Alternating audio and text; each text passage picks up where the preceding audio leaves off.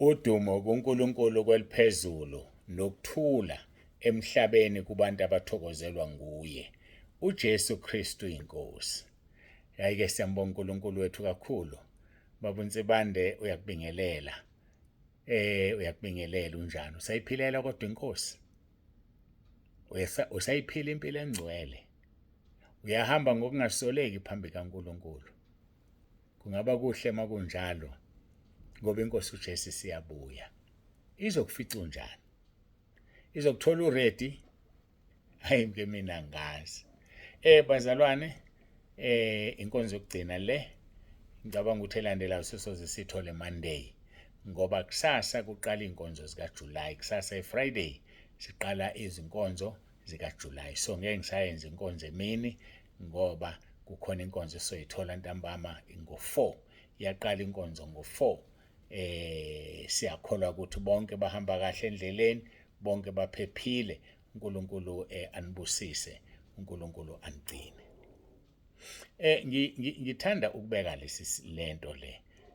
Ngihlale ngithi ayikho ibranch okufanele ivalwe ngoba nakho ubaba uNsibande ephumile eseduze naleyo branch ebengazile kuyona bese beyavala abazalwane bayela kunobaba uNsibande khona. Ayikho ibranch okufanele ivulwe. Kodwa kukhona okungenze ngasho lokho engizokusho manje.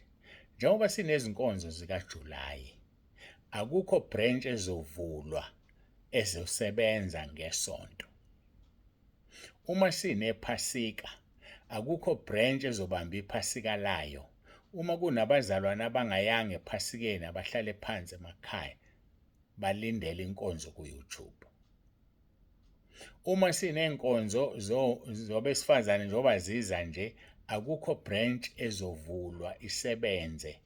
Ngamanye amagama, uma kukhona inkonzo eqhubekayo ebranchini ethile, sinenkonzo eNdlunkulu, kusho ukuthi leyo branch ilwa nenkonzo yaseNdlunkulu. Ulwa nayo. Uma sisephasikeni thina la, bese kube ukuthi laba abangazange beze bese bethi bayakhonza nabo, futhi sebenze laba iphasika ngoba bonke abantu beze ephasikeni. Akekho bengazi ukuthi kunephasika. Next year siyazi sonke kunephasika. Beka imali ukuze uye ephasikeni. Kodwa kukho branch ezovulwa sinenkonzo enkulu eRichards Bay bese bona bethi bayaqhubeka bayakhonza. Labo bantu bamelene nenkonzo eseRichards Bay. Labo bantu bamelene nami. Labo bantu bamelene noNkulunkulu esimkhonzayo entabeni yendlu kaJehova yabonelela. Labo bantu bamelene noNkulunkulu esimkhonzayo. Bavule iyasebenza ibranch kodwa thina sihlangene eNdlunkulu. Ngithi angicacise lento siyizwe ngoba engathi yabadida abaningi. Ngeke sithi sila sihlangene sisonke kube nebranch evulekile esebenzayo. Angisakhulumi umfundisi. Akekho umfundisi okufanele alove angabe bikho enkonzweni eseNdlunkulu eRichards Bay ngoba ethi yena akanamali, ngoba ethi yena uney'nkinga ezithize. Mhlawumbe umfundisi oshonelwe kuphela, eshonelwe emndenini wakhe ongeke abe khona.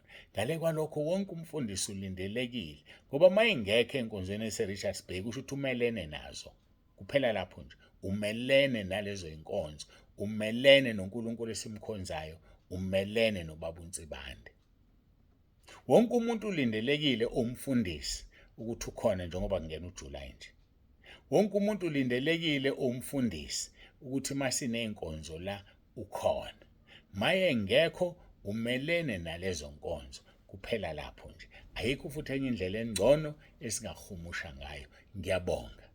uNkulunkulu abe nani nonke. Kodwa uma ngiseduze nani, asikho isidingo ukuthi nivale ibranch bese niza lapho ngikhona. Ngoba nibazi abantu abazofika ebranchini befuna ukuzokhonza. Kodwa it is understandable uma ibandla lonke lihlangene khona, afike leyo uthi uzokhonza, uyofika ezwe ukuthi hayi bahambile baseNdlunkulu. Yayibona loo nto? Hayi ukuthi kuvele kuvalwe ibranch nje esikhaleni. Ngethemba-ke ngiyezwakala, ngiyacaca kakhulu. Akukho mfundisi ongezobabikho la. Ngoba ongekho la, umelene nathi njengoba singena kuJulayi nje kusasa. Bonke abefundisi basentabeni bala enkonzweni. Bonke abafundisi basekhaya lezwi balapho bethanda ukuba khona ngoba basekhaya lezwi. Khona umahluko lapho. Umfundisi osekhaya lezwi ula ethanda ukuba khona, akaboshwe lutho. Kodwa osentabeni yendlu kaJehova kuyabonelelwa, usentabeni uma sihlangene entabeni eRichards Bay. Ngiyethemba iyacaca lento, inhle kakhulu. Ungathi kunabefundisi asebengithintile bathi bafuna ukuzivakashela abazobe bekhona kulo July bese wala ekhaya ngezi. Hayi ngeke. Bazalwana nomazi loyo ukuthi umelene noBaba uNtsibande. Umelene noNkulunkulu esimkhonzayo entabeni yendlu kaJehova kuyabonelelwa. Umfundisi wasentabeni ongekho. Hayi umzalwane-ke kulungile, angenzeka angabibikho ngezathu zakhe, kodwa akusho ukuthi sekufanele kuvulwe ibranch lapho kukhonzwe, ngoba leyo nkonzo imelene nale esinayo la. Hayi-ke asidluleke. Singene emkhulekweni bese singena ezweni lenkosi. Ibidinga ukucaciswa le ngezathu ezithize khona la iqhamuke khona, kwafuneka ukuthi icaciswe lapho. Kwase kubonakala kunesidingo sokuthi icaciswe la ngoba khona angenzeka badideke bese enkonzweni sihlangene la. Muhle uJesu wethu esimthandayo, uJesu Kristu inkosi. Awusho futhi uJesu Kristu inkosi. Awuphinde kwesithathu, uJesu Kristu inkosi. Masisho kokuqala, sisho kwesibili nokwesithathu. Ingani uNkulunkulu wethu uziqu zintathu. uNkulunkulu Baba, uNkulunkulu Indodana, uNkulunkulu Moya Ongcwele. Masiguqe sikhuleke. Baba wethu ongcwele, uNkulunkulu wethu nomusa, siyathoba phambi kobuso bakho, sibonga isikhathi osinikeze sona kuba sihlangane namhlanje ngalendlela. Siyakhuleka Nkosi, sibonga ngokusithanda kwakho nangenkonzo zikaJulayi. Bagcine kubalonda abantu endleleni beseza, uphinde ubagcine sebebuyele emuva. Yiba nathi ube phakathi kwethu kulezi inkonzo, ukhuluma uzambule. uJesu Kristu inkosi. Amen. Siyambonga uNkulunkulu wethu kakhulu bangcwele, siyamdumisa, akekho ofana naye. Matthew chapter 5 verse 9. Babusisiwe abalamulayo ngokuba bayakuthiwa abantwana bakaNkulunkulu. Babusisiwe abalamulayo, baqalekisiwe ababhebhethekisa udlame. Baqalekisiwe abasusa udlame nokuqeda ukuthula la kube kunokuthula khona. Baqalekisiwe. Kodwa babusisiwe abalamulayo ngokuba bayothiwa abantwana bakaNkulunkulu. Siyambonga uNkulunkulu wethu kakhulu. Ake sibuyele ezweni. Ngicabanga ukuthi izola zange silithola ithuba. uNkulunkulu ngomoya wakho ingcwele ubenza izinto zakhe adume ngazo ukuzikhulumela. Ngakho ke ake sibheke abaseRoma 14 verse 19. Siya recapha wasagcina sikhuluma. Ngalokho ke asijonge okokuthula nokokwakhana. Ileyo nto kufuneka masindawonye sijonge. Uyakheka yini umunye umzalwane ngami na? Uyakheka yini umzalwane ngamazwi engiwakhulumayo? Ngeke kwakheka umzalwane ungakhekanga wena. Ayangakha yini mina amazwi akhulunywa yimi? Ngoba fanele aqale kimi. Baye bathi ngesilungu charity begins at home. So into engiyikhulumayo kufanele iqale kimi. Mangikushumayeza kufanele iqale ngene mina elayinini. Ngenze lento engiyishumayelayo ukuze nakuwena ibe effective. Uma mina engihlula kodwa ngilindele wena uyenze, ngingumfarisi. Basho njalo uJesu wathi abafarisi babopha imithwalo enzima abahlule kuyifula nangomunwe bebophela abazalwane babo. So ke mina kufanele ngibe yi-example. Kufanele mina ningilandele ngihambe phambili. Engingakwazi ukwenza ngikwazi ukulindela ukuthi ukwenze wena. Asijongeni ke okokuthula nokokwakhana. Izenzo zami ziyabakha yini abanye abantu? Izenzo zami zinaziphi izithelo na? And isithelo awusikhiphi ngokuthanda, sivela ngoba sekufanele sithelwe, sivele ngoba isithelo.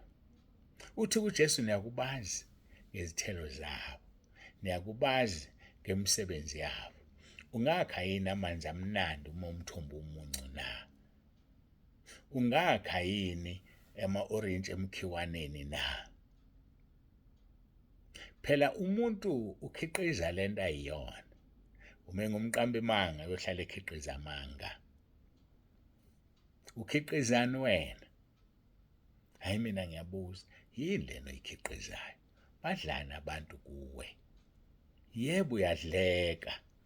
Besho njalo bathi yazi bani uyadleka. But the big question is, yini lena esidla kuye? Iyaphilisa noma iyabulala? Sitholani kuyena? Sithelo sini esisithola kuye? Iyaphilisa noma iyabulala?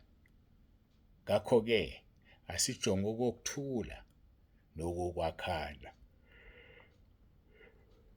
Uma sibheka baseRoma 15 verse 2, yilona loyo kithi makathokozise umakhelwana kube kuhle aze akheke ngokuba noKristu akazithokozisanga yena. Iphutha elikhulu elenziwa abantu, umuntu afuna ukuzithokozisa yena engathokozisa abanye abantu. Ukuthokoza kwethu akube ukuthokoza kwabanye abantu. Yilona loyo kithi makathokozise umakhelwana kube kuhle aze akheke. Uyakheka yini umakhelwane wakho ngawe na? Uma ebale exoxa nomuntu ngiyalinganisa ngomakhelwane bakhe abamzungezile, uthini ngawe? Umakhelwane onjani wena? uNkulunkulu akasisize ngoba siyamdinga uNkulunkulu kakhulu. Yilona loyo kithi makathokozise umakhelwane kube kuhle ukuze aze akheke njengokuba noKristu akazithokozisanga yena.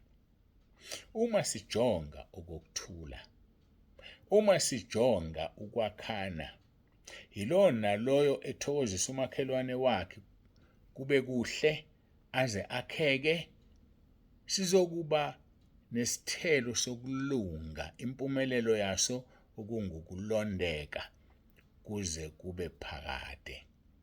Impumelelo impumelelo yesithelo sokulunga ukulondeka kuze kube phakade. Kusho ukuthi uma wena ungasitheli isithelo sokulunga, indaba yokulondeka ayikho. Ngoba kufanele usithele isithelo sokulunga ukuze ulondeke. Lunga, lungisiswa, ngcweliswa ukuze ulondeke. Awulondekile nje ngoba ungcwelisisiwe. Awulondekile nje ngoba ulungile. Uma ukholwa enhlizweni yakho ngokwabaseRoma 10 verse 9 ukuthi uNkulunkulu wamvusa uJesu kwabafileyo, kuzoba ukulunga, uyalungisiswa.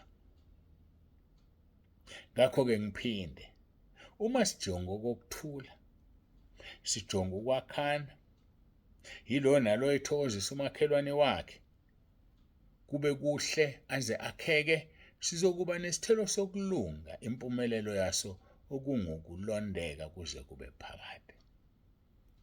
Lezi zinto ezintathu esesizibalile zingukuhlwanyelwa kokuthula, zingukulamula. Zingukuhlwanyela ukuthula futhi zingukulamula. Ngoba ujonga ukuthula, ujonga ukwakhana, uthokozisa umakhelwane wakho. So there is no way ukuthi kungaba nengxabano phakathi kwenu ngenxa lezi zinto ezintathu. Khumbula, babusisiwe abalamulayo ngokuba bayothiwa abantwana bakaNkulunkulu. BaseRoma 8 verse 14, ngokuba bonke abaholwa ngumoya kaNkulunkulu labo bangabantwana bakaNkulunkulu. Uholwa ubani wena? Uholwa umoya kaNkulunkulu? Uma uholwa umoya kaNkulunkulu, uzoba umntwana kaNkulunkulu. Ngoba uzobe uzelwe nguNkulunkulu ngomoya. Mayikuzeleke ngomoya, usungumntwana kaNkulunkulu. BaseKorinte bokuqala chapter 7 verse 15, kepha uNkulunkulu unibizile nibe nokuthula. Yazi usibizelwe ini? Ukuba sibe nokuthula. Sibizela ukuphila ngokuthula, hayi ukuxabana nokungezwani. Cha, yiba umlamuli ngoba sibizelwe ukuthula. Asibizelwanga ukuxabana, asibizelwanga ukungazana, kodwa sibizelwe ubungcwele, sibizelwe ukulamula, sibizelwe ukuba nokuthula, ngoba ukuthula nokulamula ngeke ukuhlukanise. Uma usulamulile kufanele kube ngokuthula, ngale kwalokho ukulamula kwakho kukuhlulile. Asikukhulekele ukuthula kube ngendlela esilamula ngayo, sikukhulekele nje ukuthula. uNkulunkulu wethu uyasithanda, uNkulunkulu wethu ufuna sithule, uNkulunkulu wethu ufuna sakhane, uNkulunkulu wethu ufuna sijonge ukuthula. Ngobheka uTimotheo wokuqala chapter 2 verse 1 and 2 lithi izwi lenkosi, ngakho-ke kuqala kukho konke ngiyala ukuba ukunxusa nokukhuleka nokucela nokubonga kwenzelwe abantu bonke. Lezi zinto mazenze ukukhuleka nje, ukucela nokubonga akwenzelwe abantu bonke. So sidinga thina ukuthi sibanxusele abantu, sidinga thina ukubakhulekela abantu, sidinga thina ukuthi sibe nokubonga. uNkulunkulu uzosisiza sizenze lezi zinto. Athi uverse 2, amakhosi nabo bonke abakhulu ukuze sihlale kahle nangokuthula ngokumesaba uNkulunkulu nanjengesizotha esipheleleyo. uNkulunkulu akabe nawe lapho khona, uNkulunkulu akugcwalise, uNkulunkulu akuqinise. Siyalibonga leli thuba bafowethu, ngendlela engimatasatasa ngayo silungiselela inkonzo kaJulayi. uWhatsApp upakiwe, bekuyokusiza nami kungisize ukuthi nje kulezi insuku, hayi impela nawe imikhuleko ninayo, angazi ukuthi yini beningayidinga. Abantu engingabaletha, lethana abantu, ngizozama isikhathi sabantu abalethwayo, kodwa esokunye cha, uzobekezela nje impendulo zakho, noma unenhlanhla uzozithola, ngale kwalokho uzozithola ngesonto elizayo. Siyambonga uNkulunkulu wethu kakhulu, siyamdumisa. Akekho noyedwa ufana naye, akekho noyedwa esingamlinganisa naye. UnguNkulunkulu ophilayo, uNkulunkulu ohlala ezulwini, kodwa ukhona ezinzulwini zonke. Masiguqe sithandaze, simbonge uNkulunkulu wethu nangaso lesi sikhathi. uJesu Kristu inkosi. Babongcwele, babolungileyo, uNkulunkulu wethu nomusa, Nkosi yethu, siyazithoba phambi kobuso bakho, siyabonga. Akekho njengawe, siyabonga. Yiba nathi-ke usilonde esandleni sakho ngamunye ngamunye, usilonde ungalahlekelwa nawe yedwa, kuze kube usuku lokuhlengwa kwethu singene ekhaya ezulwini. Siyakubonga-ke Nkosi, siyakudumisa. Siyakudumisa ngendlela eziningi ezihlukeneyo, sikudumisela izinto senzele zona. Ngoba akekho omunye othethelela izono zethu njengawe. Akekho futhi omunye, Nkosi, esingambonga ngemphefumulo yethu, simnikeze lonke udumo, ngoba uNkulunkulu osiqhelisa ngomusa nangobubele. Dumo lonke silinikeza wena, siyabonga. uJesu Kristu inkosi. Amen.